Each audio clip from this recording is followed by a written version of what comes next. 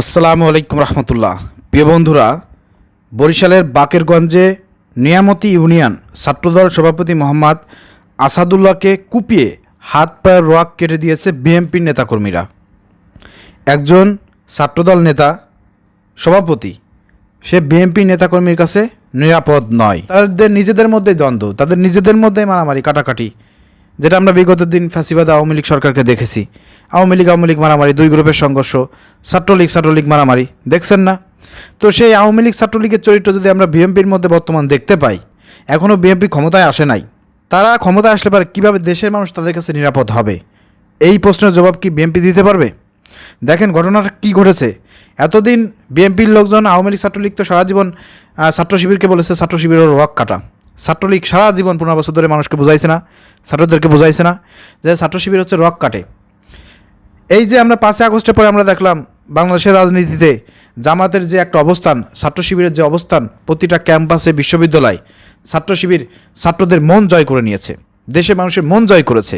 এবারে জুলাই আগস্টের যে আন্দোলনের নেতৃত্ব দিয়েছে ইসলামী ছাত্র শিবির এবং গুরুত্বপূর্ণ ভূমিকা রেখেছে এই অবৈধ ফ্যাসিবাদ সরকারকে পতন ঘটাতে, সেই জায়গা থেকে দেশের মানুষ, জনগণ এবং সাধারণ ছাত্ররা ছাত্র শিবিরকে সদর গ্রহণ করেছে, খুব সুন্দরভাবে পজিটিভভাবে তাদেরকে নিয়েছে। কিন্তু এই জিনিসটা ছাত্রদলের কাছে খারাপ লেগেছে। 5 আগস্টের পর থেকে তাদেরকে আমরা দেখতে পাচ্ছি ছাত্র শিবিরের বিরুদ্ধে বিভিন্ন রকমের অপপ্রচার। বিএনপির লোকজন ছাত্র শিবিরকে বলে রক কাটা, বিভিন্ন রকমের কথাবার্তা বলেছে, পাপিয়া। এই ভারতের রিপাবলিক টিভিতে গিয়ে এই যে বিএনপির গলাবাজ পাপিয়া, সাবেক এমপি, সে এই কথা বলেছে যে আমি দেখেছি বিশ্বজিৎকে কীভাবে রাজশাহী বিশ্ববিদ্যালয়ে বিশ্বজিৎকে নাকি শিবির রক কেটেছে, তাকে হত্যা করেছে। দেখেন স্পষ্ট প্রমাণ হয়েছে আদালতে যে ছাত্রলীগের লোকজন, ভিডিও ফুটেজ আছে, ছাত্রলীগের লোকজন বিশ্বজিৎকে হত্যা করেছে এবং সেসব ছাত্রলীগের ফাঁসি পর্যন্ত হয়ে গিয়েছে। পরে রাষ্ট্রপতি তাদেরকে ক্ষমা ঘোষণা করে দিয়েছে। স্পষ্ট দলিল প্রমাণ এবং প্রুফ হওয়ার পরেও পাপিয়া, এই গলাবাজ বিএনপির এই নেত্রী, সে ভারতের টিভিকে বলে যে জামাত হচ্ছে ধর্ম ব্যবসায়ী, জামাত উগ্র জঙ্গি, শিবির হচ্ছে রক কাটা। তো কত বড় মিথ্যাচারের পর্যায়ে চলে গেছে বিএনপির এইসব কিছু স্বার্থন্বেষী, সবাইকে আমি বলবো না, তারেক রহমান ভালো মানুষ, বেগম খালেদা জিয়া জানে জামাত ইসলাম কী জিনিস, ইসলামী ছাত্র শিবির কী জিনিস, এরা কিন্তু ভালো করে জানে। যারা বিএনপির খাঁটি দেশপ্রেমিক বিএনপি আছে, যারা বিএনপি করে প্রকৃতপক্ষে, তারা কিন্তু জামাতকে নিয়ে ওইভাবে মন্তব্য করে না, কারণ তারা ভালো করে জানে যে বিএনপির সাথে যদি জামাত না থাকে তাহলে বিএনপি কোনোদিন ক্ষমতায় আসতে পারবে না। জামাতের সহযোগিতা লাগবেই, সাপোর্ট লাগবেই, এবং বিগত দিনেও বিএনপি যখন ক্ষমতায় এসেছে জামাতের সাপোর্ট ছাড়া তারা আসতে পারে নাই। ওই 90-91-তে আইছে, তখনও জামাতের সাপোর্ট লেগেছে, এরপরে একে আইছে, তাও জামাতের সাপোর্ট লাগছে। অর্থাৎ জামাতের সাপোর্ট ছাড়া বিএনপি ক্ষমতায় আসতে পারবে না, এটা বেগম খালেদা জিয়া ভালো করে জানে, তারেক রহমান জানে। এই জন্য তারা বেফাস মন্তব্য করে না। কিন্তু আমরা দেখেছি ওই বিএনপির মধ্যে কিছু নেতা আছে যারা দিনে বিএনপি করে, রাতে আওয়ামী লীগ করে। দীর্ঘ 15 বছর ধরে যারা একটা মামলা হয় নাই, যাদের নামে একটা নির্যাতন হয় নাই, কোনো হামলা কোনো কিছু হয় না, রাজার হলে বসবাস করছে। বরঞ্চ আওয়ামী লীগের নেতাকর্মীদের সঙ্গে, আওয়ামী লীগের নেতার ছেলেমেয়েদের সঙ্গে তাদের মেয়ে ছেলের বিবাহ দিয়ে পারিবারিক বন্ধন তৈরি করেছে যাতে মামলা থেকে বাঁচতে পারে। এই ধরনের ঘটনা কিন্তু সারা বাংলাদেশে বিএনপির মধ্যে লুকিয়ে থাকা কিছু ওই যে লোকজন কিন্তু দালাল ছিল, তারা কিন্তু সুযোগ সুবিধা নিয়েছে। তারা এই ধরনের 5 আগস্টের পরে জামাত নিয়ে বিভিন্ন রকমের বেফাস মন্তব্য করেছে, শিবিরকে বলেছে রক কাটাছে। আজকে আপনি দেখেন এখানে ছাত্রদলের একজন নেতার রক কেটে দিয়েছে, হাত পায়ে রক কেটে দিয়েছে বিএনপির নেতাকর্মীরা।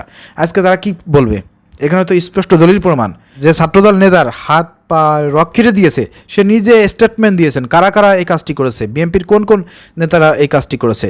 আমরা বেশি কথা বলবো না, সরাসরি তার মুখ থেকে, হসপিটাল থেকে তার মুখ থেকে আপনাদেরকে শোনাবো যে তাকে ধরে নিয়ে মারধর করেছে, তার হাত পায়ে রক কারা কেটে দিয়েছে, তার নিজের মুখে। চলেন আমরা একটু প্রথমে শুনে আসি, এরপর আরও বিস্তারিত কথা বলবো। রাজীব, রফিক, মামুন, এই 4 জনের দেখছি।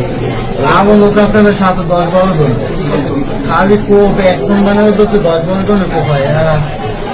আচ্ছা, শুক্রবার কি আপনার দোকানে না বাইরে থেকে লড়াই করছে? দোকানে 100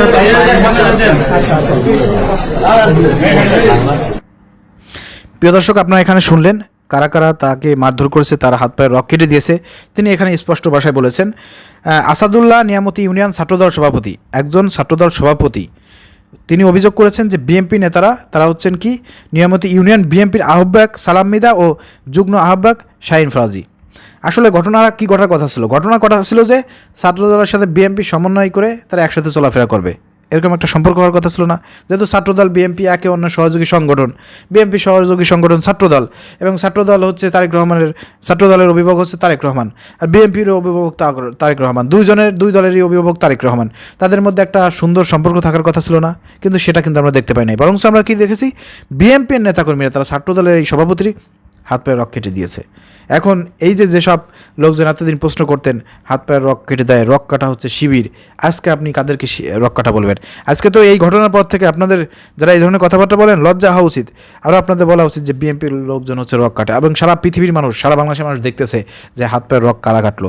শিবিরকে রক কাটা বলা হয়, কিন্তু এই পর্যন্ত কোনো দিন কোনো একটা প্রমাণ আদালতেও করতে পারে নাই, বাস্তবিক অর্থে এটা দেখাইতে পারে নাই। এটা শুধুমাত্র জাস্ট ছাত্র শিবিরকে কালার করার জন্য আওয়ামী লীগ ফ্যাসিবাদের একটা রূপ ছিল। আওয়ামী লীগ ফ্যাসিবাদ এটা মানুষের মধ্যে একটা ভয়, শিবির সম্পর্কে একটা ভয় আতঙ্ক সৃষ্টি করে দিয়েছে।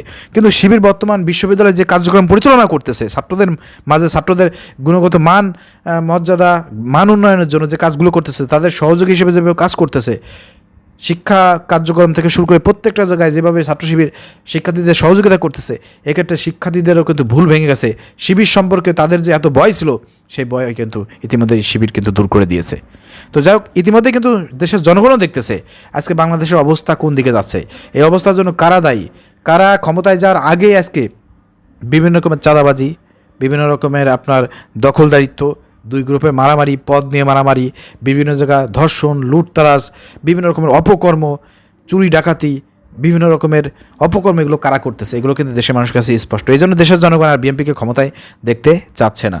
তো যাই হোক, আসলে প্রিয় দর্শক, এখন এই ঘটনার পরে বিএনপি কিন্তু চুপ করে থাকতে পারে না। তারেক রহমান কিন্তু ব্যবস্থা গ্রহণ করেছে। যেসব আপনার বিএনপি নেতারা এই ছাত্রদলের সভাপতির হাত পায়ে রক কেটে দিয়েছে, তাদের বিরুদ্ধে একটা আপনার শাস্তি দিয়েছেন, সেসব নেতাদেরকে বহিষ্কার করা হয়েছে। এখানে আপনারা স্ক্রিনে দেখতে পাচ্ছেন দল থেকে বহিষ্কার প্রসঙ্গে একটা আপনারা চিঠি দেখতে পাচ্ছেন। এখানে যেটা লেখা হয়েছে, বাংলাদেশ জাতীয়তাবাদী দল বিএনপি সূত্র বিএনপি বহিষ্কারের একটা আদেশ করেছে প্রতি শাইন ফরাজি, যুগ্ম আহ্বায়ক নিয়ামতি ইউনিয়ন বিএনপির, বাকেরগঞ্জ, বরিশাল দক্ষিণ জেলা।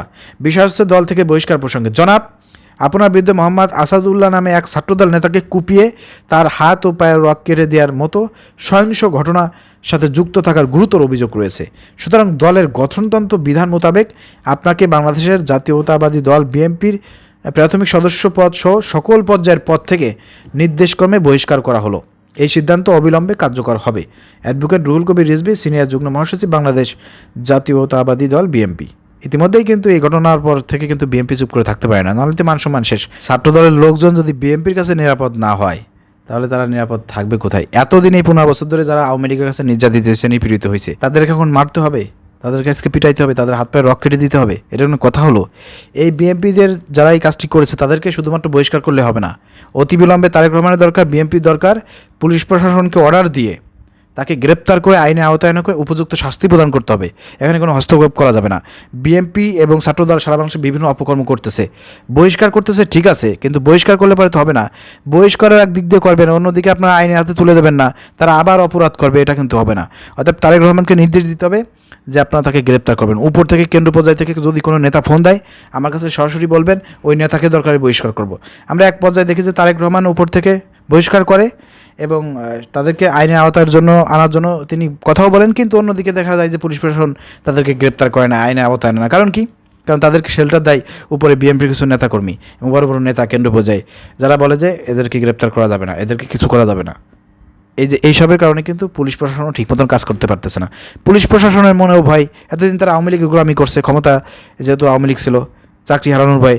এখন তারা ভাবতেছে আগামীতে বিএনপি তো ক্ষমতা আসবে, অর্থাৎ বিএনপি নেতাদের যদি আমরা কথা না শুনি, তাহলে তো আমাদের চাকরি থাকবে না। এই জন্য ধরেন যে তারা এই উপর পর্যায়ে তাদের কথা মতন কাজ করতেছে। তো যাই হোক, আমরা বলতে চাই তারেক রহমানকে বহিষ্কার তো করতে হবে, বরঞ্চ আপনি দেশে আসেন, দেশে এসে আপনার নেতাকর্মীদেরকে নিয়ন্ত্রণ করেন। কারণ সারা বাংলাদেশে যে অবস্থা শুরু করেছে আপনার নেতাকর্মীরা, আসলে এভাবে দেশ চলতে পারে না। এবং মানুষ এখনই বলা শুরু করছে, বিভিন্নভাবে কিন্তু কথাবার্তা বলা শুরু করছে, আপনাদের নেতাকর্মীদের জ্বালায়, চাঁদাবাজি থেকে শুরু করে লুটতারাজ, বিভিন্ন রকমের অপরাধের কারণে আজকে দেশে মানুষ অতিষ্ঠ হয়ে অনেকেই বলা শুরু করছে যে আওয়ামী লীগ ক্ষমতায় ছিল, ভালো ছিল।